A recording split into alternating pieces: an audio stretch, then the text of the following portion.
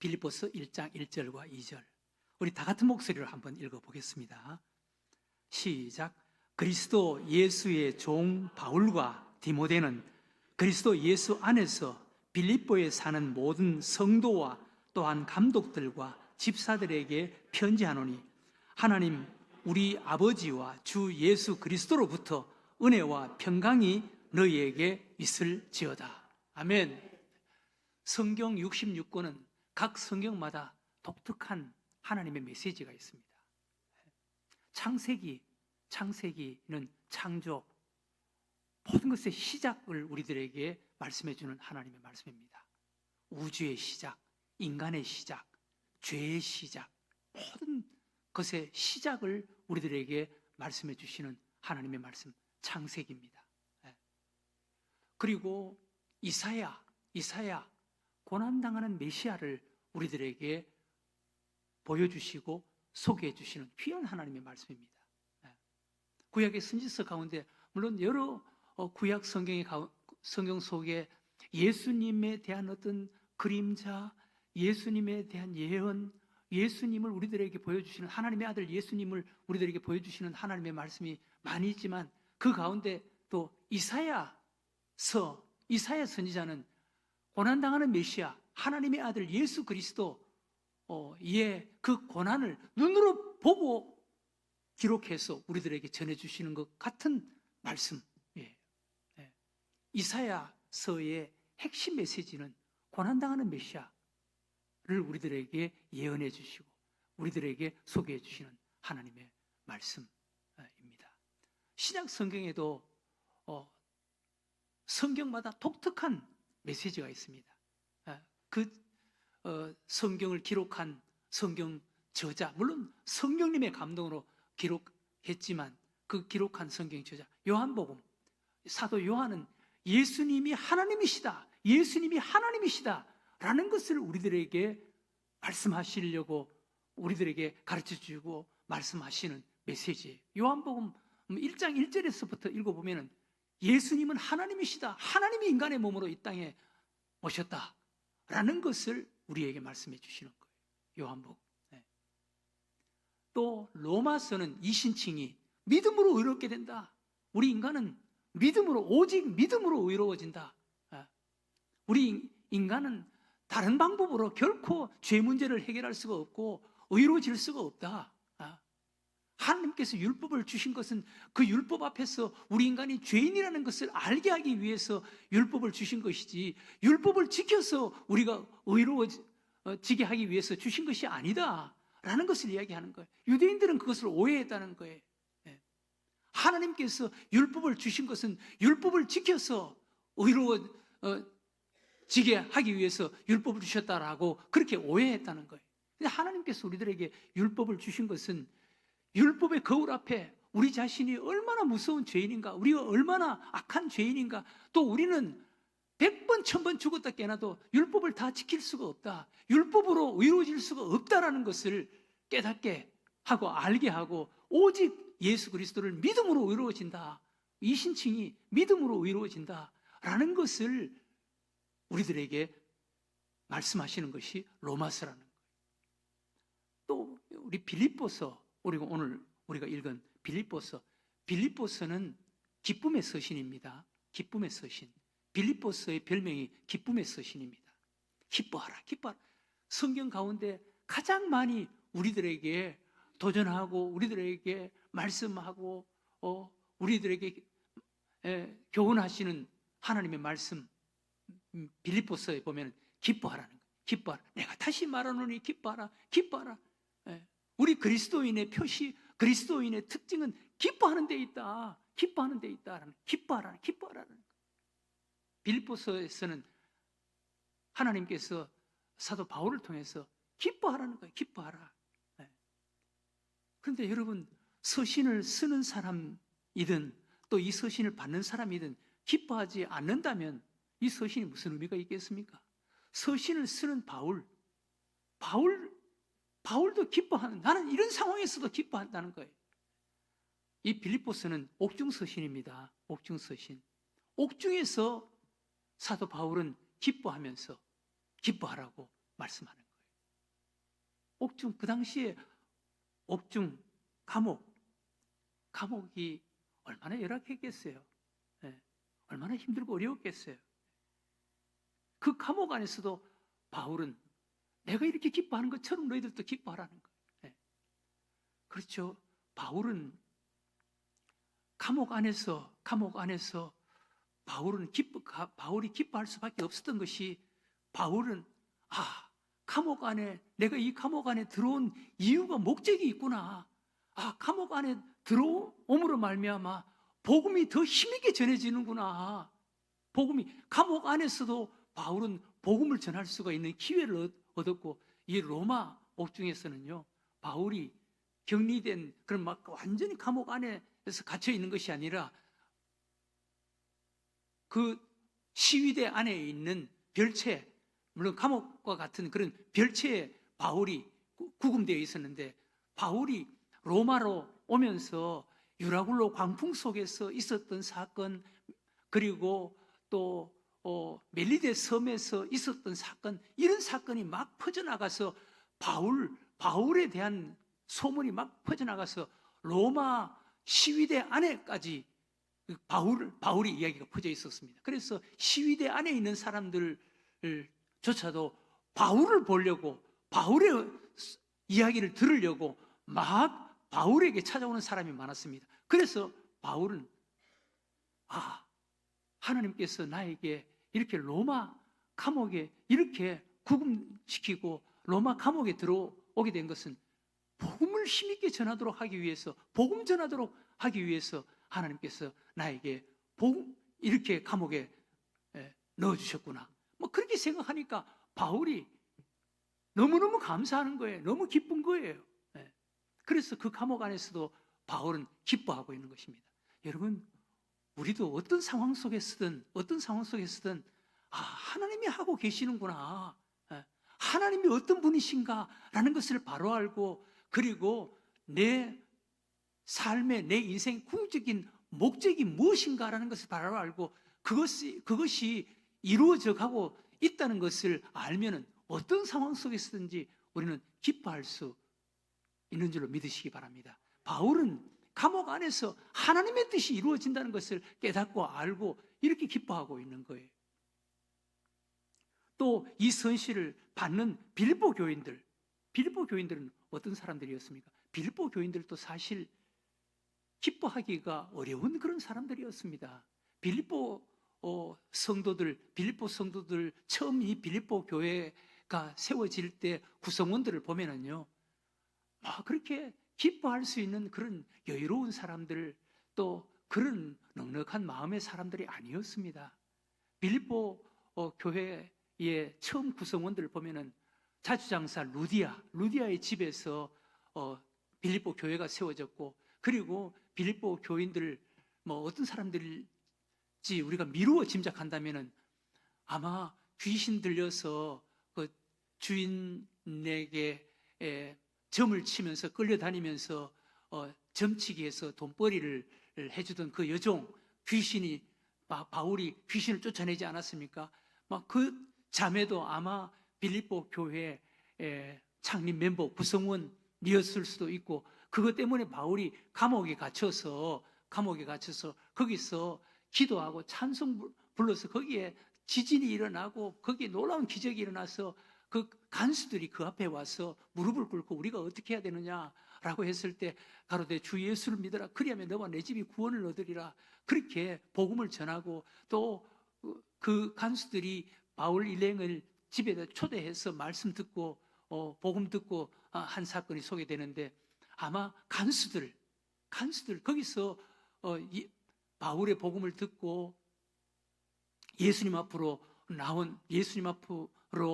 돌아온 그런 자들이 아마 빌립보 교회 구성원들, 창립 멤버들이었을 것입니다.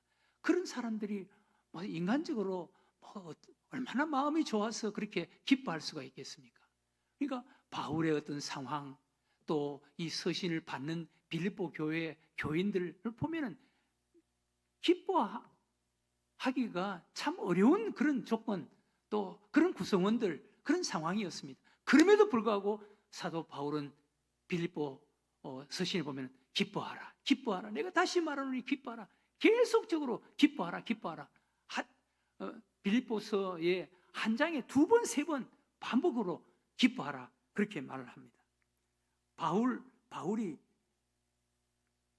본인이나 또 이 빌립보 서신을 받는 수신자들을 기뻐할 수 있는 그런 어떤 성향의 사람들, 또 그런 환경의 사람들이 못 됨에도 불구하고 이렇게 기뻐하라라고 이야기하는 것은, 할 수 있었던 것은 빌립보서에 기뻐하라라는 말씀 앞에 항상 따라 나오는 말씀이 있습니다. 주 안에서 기뻐하라. 주 안에서. 사도 바울이 그 감옥 안에서 기뻐할 수 있었던 그 비결이, 그 원동력이 주님 안에서라는 거예요. 또 빌립보 교인들에게도 마찬가지. 빌립보 교인들 기뻐할 수 있는 어떤 성향, 또 이런 환경, 조건의 사람이 못 되는데도 불구하고 바울이 기뻐하라고 이렇게 권면하고 이렇게 도전하는 것은 주 안에서 기뻐할 수 있다는 거예요. 주님 안에서. 우리도 마찬가지 아니겠어요? 여러분, 우리도 뭐 인간적으로, 세상적으로 뭐가 그렇게 좋아서 그렇게 기뻐할 수가 있겠어요? 그러나 우리가 기뻐할 수 있는 그 원동력은, 그 힘은 주님 안에 있을 때 주 안에서 기뻐하라는 거예요. 사도 바울 이 서신 마지막에 바울이 우리들에게 도전합니다. 내게 능력 주시는 자 안에서 난 모든 것을 할 수가 있다는 거예요. 내게 능력 주시는 자 안에서, 내게 능력 주시는 자 안에서, 주님 안에서 내가 기뻐할 수가 있다는 거예요. 4장 11절에 내가 궁핍함으로 말하는 것이 아니라 어떠한 형편이든지 나는 자족하기를 배웠노니, 궁핍함으로 말하는 것이 아니라 어떠한 형편이든지 나는 자족하기를, 나는 만족한다. 여러분, 만족하면 기뻐할 수 있는 거지. 자족하기를 배웠노니 나는 비천에 처할 줄도 알고 풍부에 처할 줄도 알아. 모든 일 곧 배부름과 배고픔과 풍부와 궁핍에도 처할 줄 아는 일체의 비결을 배웠노라. 내게 능력 주시는 자 안에서 내가 모든 것을 할 수 있다. 내게 능력 주시는 자 안에서 내가 모든 것을 할 수 있다 라는 거예요. 바울이 자신도 기뻐할 수 있는 어떤 처치가 못 되고 환경 형편도 못 되는데도 불구하고 기뻐한다라고 고백하고, 그리고 이 서신을 받는 수신자 빌립보 교인들도 그들의 어떤 성향이나 그들의 환경이나 그들의 형편 조건이 기뻐할 수 없는 상황임에도 불구하고 이렇게 기뻐하라고 이렇게 도전할 수 있었던 것은 내게 능력 주시는 자 안에서, 주 안에서 기뻐하라는 거예요. 주 안에서. 우리도 주님 안에 있을 때 모든 것을 할 수가 있다는 것입니다. 여러분, 초대교회 성도들이 기뻐할 수 있었던 그 힘과 그 능력, 그 비결이 어디 있었습니까? 성령 안에서 아닙니까? 주님 안에서 아닙니까? 사도행전 2장 46절을 보면 날마다 마음을 같이하여 성전에 모이기를 힘쓰고 집에서 떡을 떼며 기쁨과 순전한 마음으로 음식을 먹고 하나님을 찬미하며 또 온 백성에게 칭송을 받으니 주께서 구원받는 사람을 날마다 더하게 하시니라. 초대교회 성도들의 모습입니다. 이때 초대교회 성도들은 무서운 핍박 아래 놓여 있었던 사람들입니다. 무서운 핍박 아래 놓여 있는 사람들, 날마다 끌려가서 고문을 당하고 감옥에 갇히기도 하고 하는 이런 사람들이었습니다. 그럼에도 불구하고 그들이 떡을 떼며 기쁨과 순전한 마음으로 음식을 먹고 하나님을 찬미하고 온 백성에게 칭송을 받고, 그래서 주께서 구원받는 사람을 날마다 더하게 하더라. 이게 초대교회 성도들의 모습인데, 그 힘이, 그 비결이 어디 있었겠습니까? 성령 안에 있었던 거예요. 성령 충만했다는 것입니다. 주님 안에 있었다는 것입니다. 초대교회 성도들, 그들은 하나님께서 그냥 따뜻한 그런 어떤 양지 바른 쪽에 그들을 데리고 가서 하나님이 그들을 보호해주고 모든 것을 공급해주는 그런 사람들이 아니었습니다. 그들은 어쩌면 우리보다 더 중노동을 해야 했고 더 가난했고 핍박과 시험 아래 있었던 그런 사람들이었습니다. 그런 사람들도 이렇게 기뻐했다는 거예요. 그 비결이 바로 성령 안에 있었다는 거예요. 성령 충만했다는 거예요. 사도 바울이 빌립보서에서 우리에게 도전하는 것처럼 주 안에서 그렇게 기뻐했다는 것입니다. 오늘 이 말씀은 이 시대를 살아가는 우리들에게 주신 귀한 하나님의 말씀입니다. 교우 여러분, 오늘 이 시대를 살아가는 우리들 필요한 것이 뭐겠습니까? 사실 기쁨 아니겠습니까? 기쁨. 그런데 이 기쁨, 우리들에게 가장 필요하고 소중한 것이지만 이 기쁨은 어디서도 찾을 수가 없어요. 구할 수가 없어요. 어디 있는지 아세요? 주님 안에 있습니다. 주님 안에. 정말 주님 안에 이 기쁨이 있어요. 주님 안에 이 기쁨을 얻을 수가 있고 누릴 수가 있고 기뻐할 수가 있다는 것입니다. 우리는 주님 안에서 이 시대에 정말 살아가는 현대인들이 필요하는 이 기쁨, 이 기쁨의 소유자가 되어야 하는 줄로 믿으시기 바랍니다. 또 우리만 기뻐해야 하는 것이 아니라 우리가 기뻐해야 할 또 다른 이유가 있습니다. 기쁨의 삶을 통해서 세상 어둠 속에 살아가는 사람들에게 감동과 도전을 줘야 되는 거예요. 너희는 세상의 빛이다.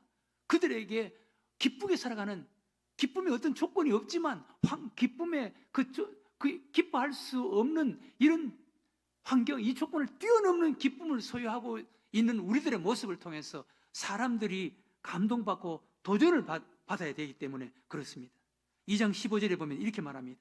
이는 너희가 흠이 없고 순전하여 어그러지고 거스리는 세대 가운데서 너희 하나님의 흠없는 자녀로 세상에서 그들 가운데 빛들로 나타내며, 우리가 세상에 흠없는 하나님의 자녀로 세상 그들 가운데 빛들로 나타낸다. 우리가 이런 기쁨을 소유하고 예수 그리스도 안에서 이런 기쁨을 소유하고 기뻐하는 우리들의 모습을 통해서 그들에게 감동과 도전을 주고 빛들로 나타내야 된다는 거예요. 그래서 우리는 기뻐해야 한다는 것입니다. 또 하나 우리가 기뻐할 수 있는 조건을 오늘 우리들에게 이렇게 말씀합니다. 우리 그리스도인들의 조건이 어떤 자들입니까? 1절에 보면 그리스도 예수의 종 바울과 디모데는 그리스도 예수 안에서 빌립보에 사는 모든 성도와 또한 감독들과 집사들에게 편지한, 우리는 성도라는 것입니다. 성도.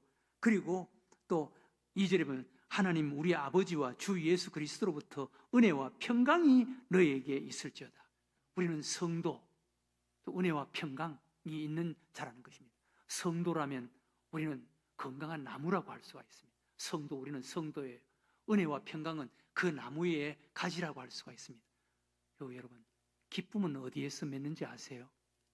건강한 나무, 성도라는 나무, 그리고 은혜와 평강의 가지에 맺는 열매인 줄로 믿으시기 바랍니다. 여러분들은 성도입니까? 성도, 우리는 성도입니다. 성도라는 말은 구별된 거룩한 무리라는 말이에요. 우리는 예수 그리스도 그분 안에서 구별된 구원받은 성도예요. 우리는 성도예요. 거룩한 무리예요. 그리고 우리에게 은혜와 평강이 있는 거예요. 은혜와 평강. 은혜와 평강의 가지가 우리 삶입니다. 은혜와 평강. 은혜와 평강 속에 맺는 열매가 기쁨의 열매입니다. 기쁨의 열매.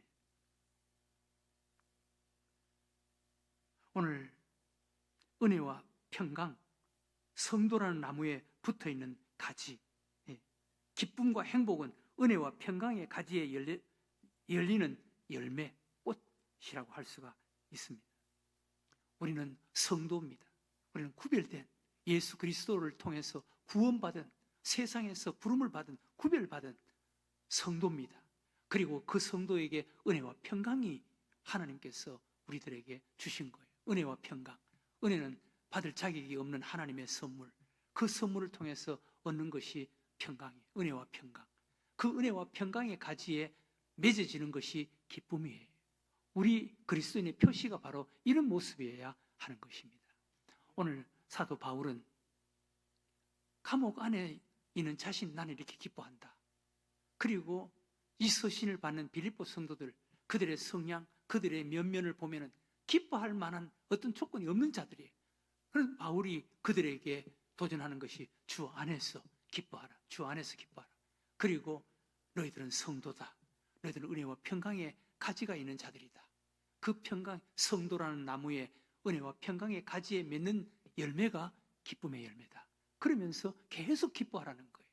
우리는 이런 조건을 가졌기 때문에 예수 안에서 성도라는 존재, 그리고 은혜와 평강의 가지를 가지고 있기 때문에 우리는 그 은혜와 평강의 가지에 맺는 아름다운 열매, 기쁨의 열매, 기쁨의 꽃들로 가득한 이런 삶을 살아가는 여러분들과 제가 되시기를 주의 이름으로 축원합니다.